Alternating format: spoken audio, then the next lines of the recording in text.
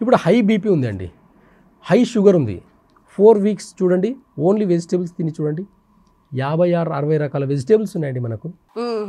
అంటే అన్ని రకాల వెజిటేబుల్స్ని మనము రోజుకు 4 రకాలు తింటే 3 పూటలు 12 రకాల వెజిటేబుల్స్ తినండి. 12 రకాల వెజిటేబుల్స్లో విటమిన్స్, ప్రోటీన్స్ ఎన్ని ఉంటాయండి అసలు చూడండి ఒకసారి.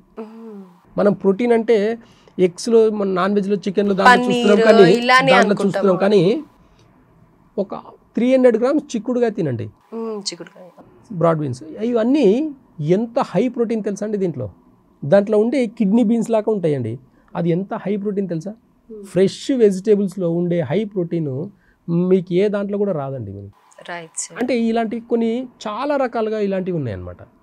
మనము బీట్రూట్ తీసుకోండి, దాంట్లో ఉండే పీచు పదార్థం అంతా కూడా, దాంట్లో ఉండే మినరల్స్, దాంట్లో ఉండే అన్ని ఎనర్జీస్ అంతా కూడా మనకు చాలా ఉపయోగపడుతుంది అనమాట. క్యారెట్, బీట్రూట్, ముల్లంగి ఇలాంటివన్నీ కూడా కిడ్నీకి మంచిగా ఉపయోగపడేటివి. ఇలాంటివన్నీ తక్కువ తీసుకొని నేను ఎగ్స్ తీసుకుంటాను ఏంటండి, ఈ మార్కెట్లో దొరికేవి న్యాచురల్ ఎగ్సా, ఆర్టిఫిషియల్ ఎగ్స్ అండి అవన్నీ. ఆ ఆర్టిఫిషియల్ ఎగ్స్ తినేసి ప్రోటీన్ వస్తుందని అనుకుంటే ఎక్కడి నుంచి వస్తుందండి, హార్మోన్ ఇన్బ్యాలెన్స్ వస్తుంది, ఓవర్ వెయిట్ పెరుగుతాము, లివర్ అవన్నీ డైజెస్ట్